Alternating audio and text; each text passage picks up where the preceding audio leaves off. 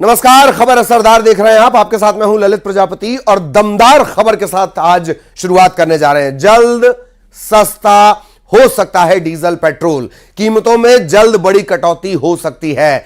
10 रुपए प्रति लीटर तक दाम कम हो सकते हैं। वित्त मंत्रालय के पास कई विकल्प तैयार हैं। दाम घटाने के अलावा और भी अलग विकल्प तैयार हैं।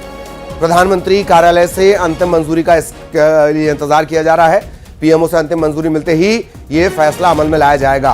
तो कीमतों में जल्द हो सकती है बड़ी कटौती। 10 रुपए प्रति लीटर तक दाम कम हो सकते हैं। वित्त मंत्रालय के पास अलग अलग विकल्प तैयार हैं। दाम घटाने के अलग अलग विकल्प और प्रधानमंत्री कार्यालय से अंतिम मंजूरी का इंतजार किया जा रहा है।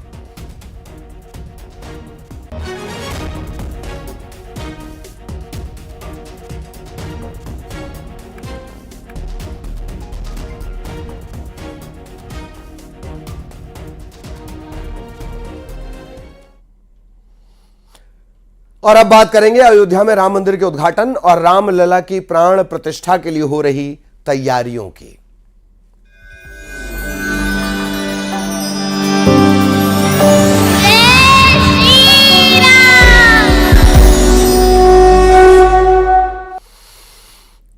और शुरुआत बड़ी खबर के साथ आपको बता दें, अयोध्या से बहुत बड़ी खबर। महर्षि वाल्मीकि के नाम पर होगा एयरपोर्ट। सूत्रों के हवाले से बड़ी खबर हम आपको बता रहे हैं। महर्षि वाल्मीकि इंटरनेशनल अयोध्या धाम एयरपोर्ट, यह इसका पूरा नाम होगा। 30 दिसंबर को पीएम मोदी इसका उद्घाटन करेंगे। महर्षि वाल्मीकि के नाम पर महर्षि वाल्मीकि इंटरनेशनल अयोध्या धाम एयरपोर्ट 30 दिसंबर को पीएम मोदी एयरपोर्ट का उद्घाटन करने जा रहे हैं।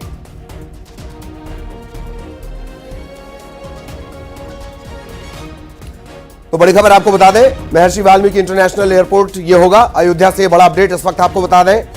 सभी को इंतजार है, 22 तारीख का सभी को इंतजार है। और उसके पहले 30 दिसंबर को प्रधानमंत्री यहां पहुंचने वाले हैं। एक रोड शो भी वो करने वाले हैं। सौगातों की झड़ी वो यहां पर लगाने वाले हैं। और इन सब में बड़ा अपडेट ये कि महर्षि वाल्मीकि के नाम पर होगा एयरपोर्ट। महर्षि वाल्मीकि इंटरनेशनल अयोध्या धाम एयरपोर्ट 30 दिसंबर को पीएम मोदी इसका उद्घाटन करने वाले हैं।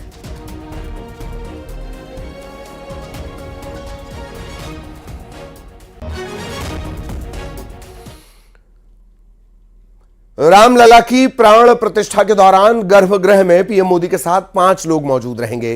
प्राण प्रतिष्ठा के वक्त मूर्ति की आंखों से पट्टी जिस समय हटाई जाएगी, उस वक्त गर्भगृह में प्रधानमंत्री नरेंद्र मोदी होंगे। पीएम के अलावा संघ प्रमुख मोहन भागवत होंगे। यूपी के सीएम योगी आदित्यनाथ और राज्यपाल आनंदीबेन पटेल भी मौजूद रहेंगी।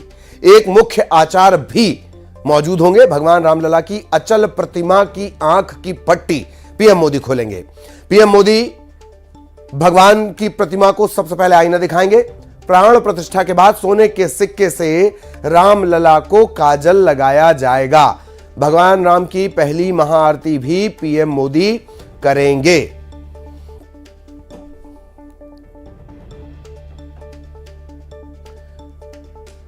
तो ये वो 5 चेहरे जो प्राण प्रतिष्ठा के दौरान रहेंगे। रामलला की प्राण प्रतिष्ठा के दौरान प्रधानमंत्री नरेंद्र मोदी, मोहन भागवत आरएसएस प्रमुख, योगी आदित्यनाथ उत्तर प्रदेश के मुख्यमंत्री, आनंदीबेन पटेल राज्यपाल उत्तर प्रदेश, सत्येंद्र दास जो मुख्य पुजारी हैं अयोध्या राम मंदिर के, वो इस दौरान रहेंगे। सबसे पहले महाआरती पीएम मोदी करेंगे। रामलला को सोने के सिक्के से काजल लगाया जाएगा।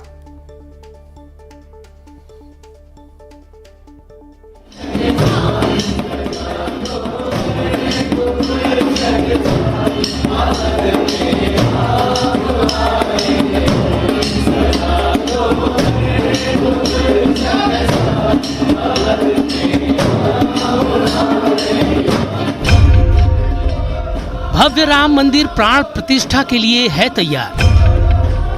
अब बस राम के आने का है इंतजार।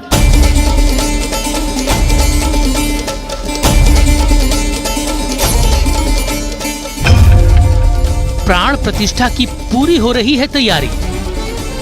अवध में जल्द विराजेंगे अवध बिहारी।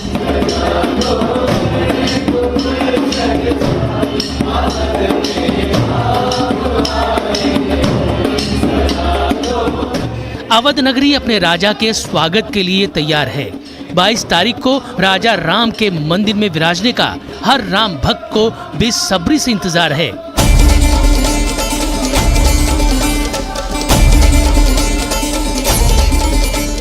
बाईस तारीख को जब भगवान श्री राम मंदिर में आएंगे, ढोल और नगाड़े बजाए जाएंगे, राम भक्त जयकारा लगाएंगे, राजा राम अयोध्या में बस जाएंगे।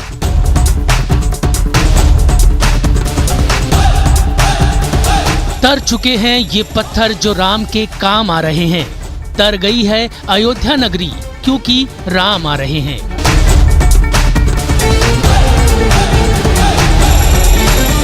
जश्न की तैयारी है। अब राजा राम के मंदिर में विराजने की बारी है।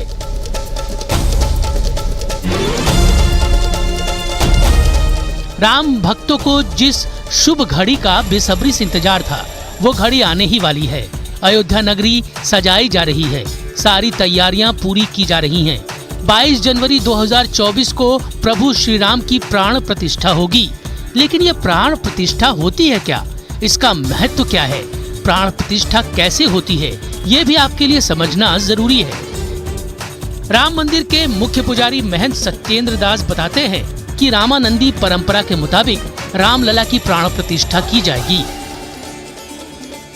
जितनी राशियां हैं सभी को शांति करने के लिए पूजा अर्चना होता है, उसके बाद मंगलाचरण होता है। ये सब करने के बाद में तब उस मूर्ति को शुद्धिकरण के लिए जो प्राण प्रतिष्ठा जिसकी होनी है उसको जल में अधिवास देना पड़ता है, उसको अन्न में अधिवास देना पड़ता है, माने रखा जाता है उसी में।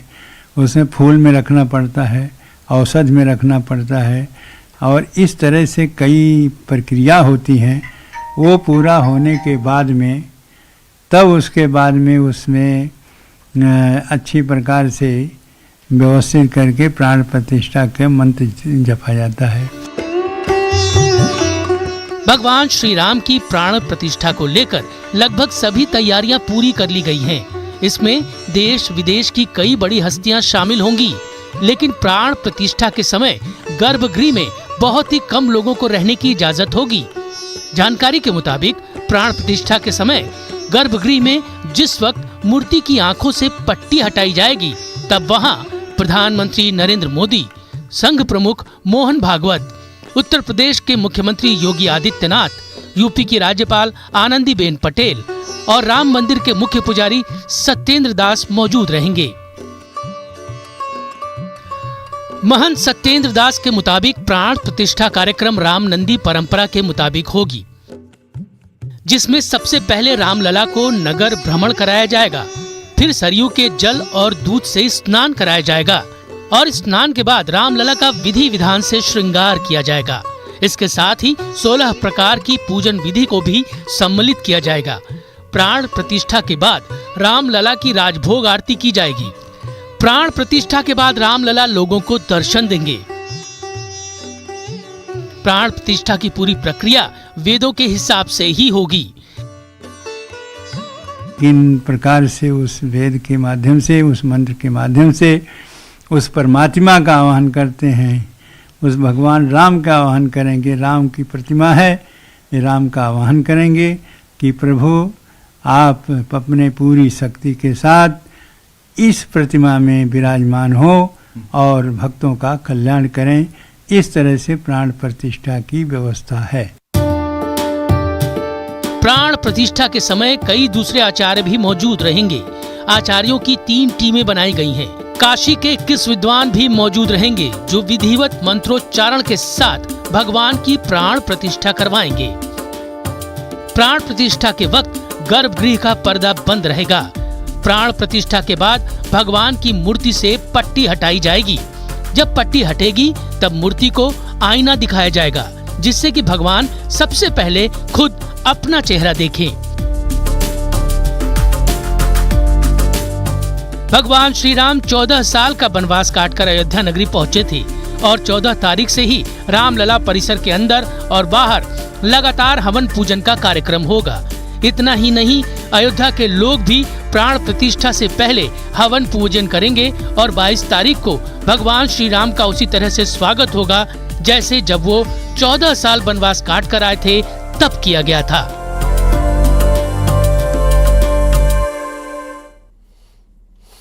और अब बात सियासत की। भोपाल में बीजेपी की बड़ी बैठक हुई। बैठक में विधानसभा में हारे हुए प्रत्याशियों के साथ मंथन हुआ। हालांकि बीजेपी के कई दिग्गज नेता बैठक में नहीं पहुंचे। इसे लेकर कांग्रेस हमला कर रही है।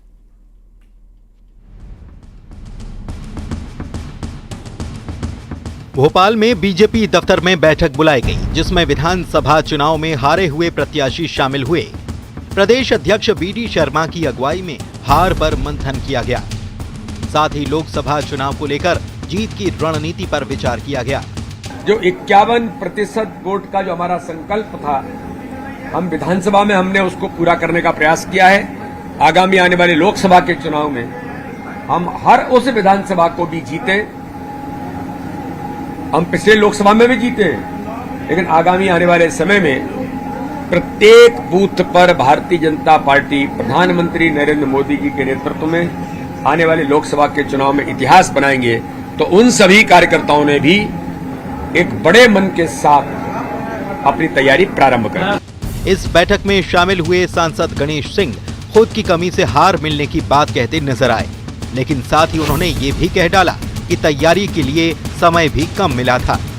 देखिए क्या है, चुनाव की अलग अलग विधानसभा की अलग अलग रणनीति होती है, अलग अलग परिस्थितियां होती हैं। और कभी मैं तो मानता हूं कि मेरे चुनाव में तो मेरी ही कुछ कमी रह गई, क्योंकि अचानक विधानसभा के चुनाव लड़ने का आदेश हुआ और वो शहरी विधानसभा क्षेत्र है।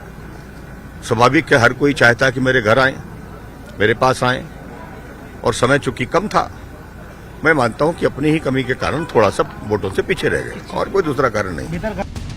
बीजेपी की बैठक की खास बात ये रही कि कई हारे हुए दिग्गज इस बैठक में पहुंचे ही नहीं। मसलन नरोत्तम मिश्रा, फग्गन सिंह कुलस्ते, महेंद्र सिंह सिसोदिया और अरविंद भदौरिया बैठक में आए ही नहीं। दिग्गजों के शामिल न होने पर कांग्रेस ने तंज कसा है। कांग्रेस ने कहा कि ये बताता है कि बीजेपी में सब कुछ ठीक नहीं चल रहा, लेकिन बीजेपी ने कांग्रेस पर बेतुका बयान देने के आरोप लगा दिए। देखिए, भारतीय जनता पार्टी की अंतरकला अब साफ सड़कों पे आ रही है, जनता के सामने आ रही है। जो हारे हैं वो कहीं ना कहीं आरोप लगा रहे हैं कि हरवाया गया है उनको, और जो हारे हुए हैं वो नाराज भी हैं बीजेपी के संगठन से। ये अंतरकला, ये गुटबाजी, विभागों का आवंटन न होना, मंत्रिमंडल का बिना सर पैर के होना, ये सारी चीजें बता रही है कि मध्य प्रदेश की जनता ने जनादेश तो दिया था, लेकिन वो जनादेश जो हड़पा गया है, उसके बाद जो हालात बने हुए हैं वह समंजस के हैं। लेकिन मुझे लगता है कांग्रेस को आत्ममंथन करने की जगह इस तरह के उलझुल बयान में ज्यादा समय देना लग रहा है। ये वही नेता हैं जो कुछ समय पहले कमलनाथ जी को मुख्यमंत्री बना देखना चाह रहे थे, जल्दबाजी में पोस्टर भी लगा दिए थे, और जब परिणाम आए तो यही गायब हो गए। तो अब को तो इनको मुझे लगता है मंथन करना चाहिए, और ये हल्की बातें करना कांग्रेस पार्टी बंद करे, क्योंकि जीतू पटवारी अब इनके नए ठेकेदार आ गए हैं। अब नई ठेकेदारी के नियम कायदे होंगे। कांग्रेस भले ही बीजेपी पर निशाना साध रही है, लेकिन बीजेपी विधानसभा के बाद अब लोकसभा चुनाव की तैयारी में लग चुकी है, और कार्यकर्ता विधानसभा चुनाव में मिली बड़ी जीत से उत्साहित भी हैं। Bureau report, news 18। और मध्य प्रदेश में मंत्रिमंडल का गठन हो गया, लेकिन मंत्रियों के विभागों का बंटवारा अब तक नहीं हुआ है। कांग्रेस इसे मुद्दा बना रही है। कांग्रेस ने जल्द मंत्रियों के विभागों के बंटवारे को लेकर खत लिखा है। वहीं बीजेपी कांग्रेस को चिंता न करने की नसीहत दे रही है। मध्य प्रदेश को नए सीएम डॉक्टर मोहन यादव भी मिल चुके हैं, और मोहन की टीम यानी कि मंत्रिमंडल भी मिल चुका है। मंत्रियों के विभागों का बंटवारा अलबत्ता अभी नहीं किया गया। इसे लेकर कांग्रेस मीडिया विभाग उपाध्यक्ष अब्बास हफीज ने बीजेपी के राष्ट्रीय अध्यक्ष जेपी नड्डा को खत लिख डाला है। इस खत में लिखा गया है कि 1 महीना होने को आया, लेकिन मंत्रियों के पास ना तो कोई विभाग है और ना ही जिले का कोई प्रभारी मंत्री है। कांग्रेस ने लॉ एंड ऑर्डर का हवाला देकर जल्द ही मंत्रिमंडल गठन करने की मांग रखी है। इस खत को लेकर बीजेपी ने कांग्रेस पर निशाना साधा है और कहा है कि जल्द ही विभागों का बंटवारा कर दिया जाएगा। ये बेचैनी कांग्रेस को है, भारतीय जनता पार्टी को कोई बेचैनी नहीं है। आराम से सब काम चल रहा है, अच्छा खासा बहुमत मिला है, प्रदेश अच्छा चल रहा है हमारे डॉक्टर मोहन यादव जी के नेतृत्व में, कहीं कोई दिक्कत नहीं है, हो जाएगा वो भी। वो कह रहे हैं सब दिल्ली से तय कर रहे हैं, भोपाल में कुछ नहीं कर रहे हैं। ये हमारे मुख्यमंत्री जी का विशेषाधिकार है, विभाग तय करना, वही तय कर रहे हैं, वही करेंगे। वहीं सांसद के बयान पर कांग्रेस ने पलटवार किया है और कहा है कि नुकसान कांग्रेस का नहीं जनता का हो रहा है और इसी वजह से कांग्रेस बेचैन है। हम इसलिए बेचैन हैं क्योंकि हम मध्य प्रदेश का विपक्ष हैं। मध्य प्रदेश की जनता की चिंता करना हमारा नैतिक अधिकार भी है और कर्तव्य भी है। और आज की तारीख में जिस तरह से कैबिनेट का विस्तार होने के बावजूद भी कोई विभागों का आवंटन नहीं हो रहा है, मध्य प्रदेश के सारे जिले अनाथों की तरह हैं। आज प्रभारी मंत्री के बिना जनता परेशान हो रही है। बीजेपी बोली लगवा रही है कि कौन सा विभाग किसको मिलेगा। मलाईदार विभाग और मलाईदार जिलों के चक्कर के अंदर आवंटन जो रुका हुआ है, उससे नुकसान किसका हो रहा है? जनता का हो रहा है। मंत्रियों के विभाग बंटवारे पर कांग्रेस एक तरफ सवाल उठा रही है, लेकिन कांग्रेस के आरोपों को बीजेपी ये कहकर खारिज कर दे रही है कि ये तो सीएम का विशेषाधिकार है। हालांकि जानकारों का कहना है कि दिग्गजों के मंत्रिमंडल में शामिल होने के कारण ही बीजेपी को विभाग बंटवारे में मंथन पर मजबूर होना पड़ा है और देरी की वजह भी शायद यही हो सकती है। Bureau report, news 18।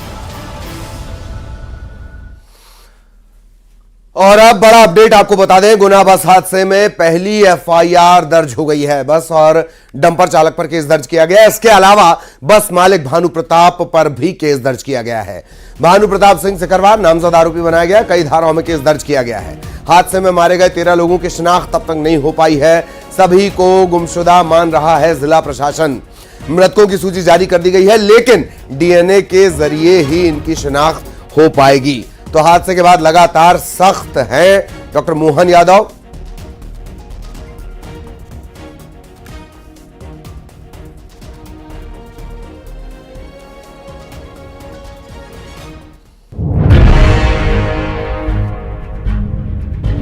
गुना सड़क हादसे में अब तक 13 लोगों की मौत ने सबको हिला दिया है। डंपर से टक्कर के बाद बस आग का गोला बन गई थी। शुरुआत में बस से जो लोग निकल गए वही बच पाए। इधर दर्दनाक घटना को लेकर सीएम डॉक्टर मोहन यादव गुना पहुंचे, घटनास्थल का जायजा लिया, साथ ही घायलों से मुलाकात की। सीएम ने इलाज को लेकर निर्देश दिए, साथ ही घटना पर दुख जताते हुए सख्त कार्रवाई की बात कही। मेरे जो बड़ा दुख हुआ है इस ढंग का, जिस ढंग की व्यवस्था बनी है, मेरे बड़ा दुख है इस बात का, लेकिन मैं कठोर कार्रवाई करूंगा। सीएम के दौरे के तुरंत बाद आरटीओ और नगरपालिका के सीएमओ को सस्पेंड कर दिया गया है। इसके अलावा गुना कलेक्टर, एसपी और परिवहन कमिश्नर को हटा दिया गया है। वहीं घटना की जांच के लिए बनी कमेटी 3 दिन में अपनी रिपोर्ट सरकार को सौंप देगी।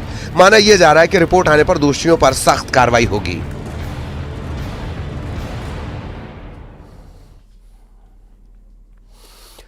छत्तीसगढ़ में बीजेपी ने सरकार बना ली, मंत्रियों का शपथ ग्रहण हो गया। बीजेपी ने प्रदेश में इस बार 2 डेप्यूटी सीएम बनाए हैं। इससे लेकर सत्ता छोड़कर विपक्ष में पहुंची कांग्रेस सवाल उठा रही है। पूर्व मंत्री मोहम्मद अकबर कह रहे हैं कि 2 उप मुख्यमंत्री के शपथ लेने का जो मामला है वो संवैधानिकता से जुड़ा हुआ है। सवाल उठा रहे हैं वो, और अब इसे लेकर वार पलटवार हो रहा है।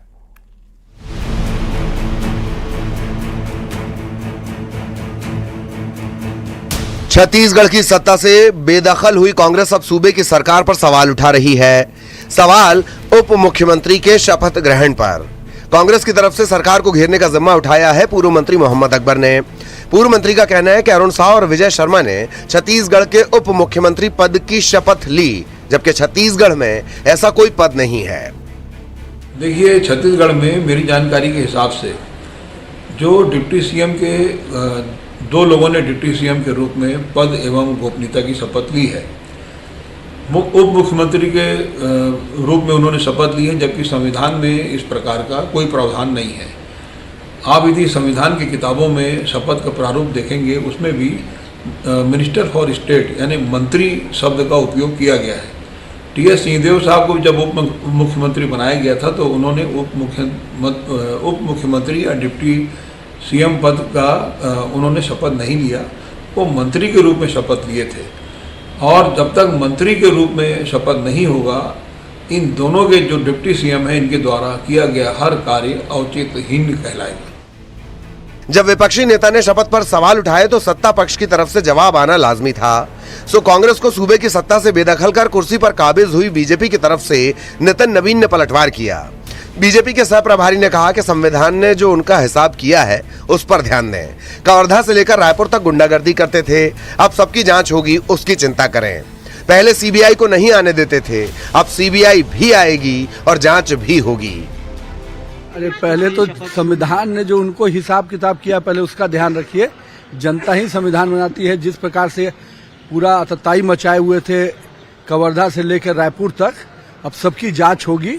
अब उसकी चिंता करें कि संविधान में जो सीबीआई को आने नहीं देते थे, अब सीबीआई भी आएगी और जांच भी होगी। विपक्ष ने डिप्टी सीएम के इस शपथ की संवैधानिकता पर सवाल उठाए। इसके बाद न्यूज 18 की टीम ने कानून के जानकारों से इस मामले में जानकारी ली।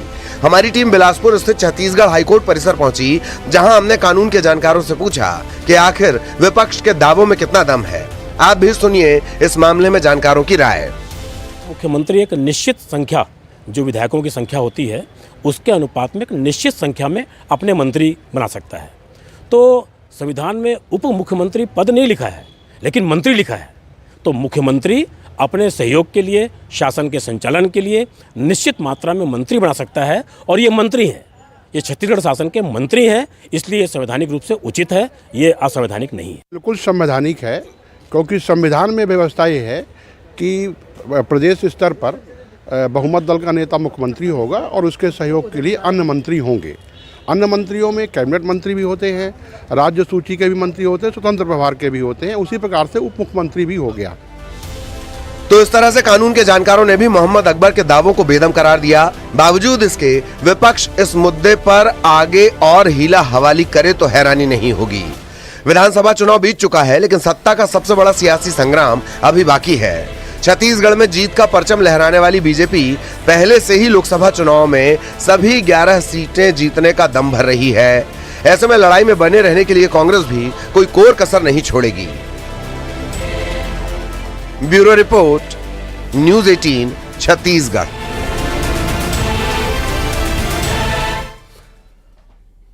मुंबई में रिलायंस इंडस्ट्रीज लिमिटेड के संस्थापक धीरूभाई अंबानी की जयंती मनाई गई। इस मौके पर रिलायंस इंडस्ट्रीज लिमिटेड के चेयरमैन और मैनेजिंग डायरेक्टर मुकेश अंबानी ने एक वीडियो संदेश जारी किया।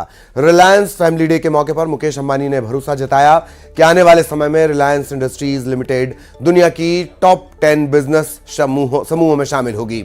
मुकेश अंबानी ने कहा कि रिलायंस न कभी संतुष्ट रहा है, न कभी आत्मसंतुष्ट होगा, और रिलायंस आने वाले समय में AI यानी आर्टिफिशियल इंटेलिजेंस और डिजिटल वर्ल्ड में भी ग्लोबल लीडर बनेगा। इतना ही नहीं, मुकेश अंबानी ने कहा कि ग्रोथ के लिहाज से युवाओं को सशक्त बनाना जरूरी है। इसके लिए उन्हें सलाह देना और उन पर भरोसा जताना उतना ही जरूरी है। मुकेश अंबानी ने यह भी कहा कि यंग लीडर्स गलतियां कर सकते हैं, लेकिन उनकी सलाह है कि अपनी गलतियों का पोस्टमार्टम करने में एनर्जी बर्बाद ना करें और उन्हें दोहराने से बचें। इसी के साथ अपने गोल्स को पाने के लिए बोल्ड कदम उठाने और एडवेंचरस होने से ना चूकें। Reliance was never complacent in the past, and Reliance will never be complacent in the future. And Reliance will grow to be among the top 10 business conglomerates of the world. As the head of the Reliance family, I would like to share with all of you 3 more key messages for the new year. Let me summarize them as 3 consolidations. First, let us consolidate Reliance's place among global leaders in digital platforms, data and AI adoption. Second, let us consolidate Reliance's place among global leaders in talent enrichment. And third, let us consolidate Reliance's place among global leaders in institutional culture. Let me elaborate. First, about AI adoption. As Reliance reinvents itself to become a unique, new age technology company, we need to boldly embrace data and AI to become better at decision making and resource utilization. In the era of digital platforms, data has become a new factor of production along with talent and money. We need to be at the forefront of using data with AI as an enabler for achieving quantum jump in productivity and efficiency. और इसी के साथ इस bulletin में इतना ही। आगे जरूर देखिए ज्योतिरादित्य सिंधिया सुपर एक्सक्लूसिव।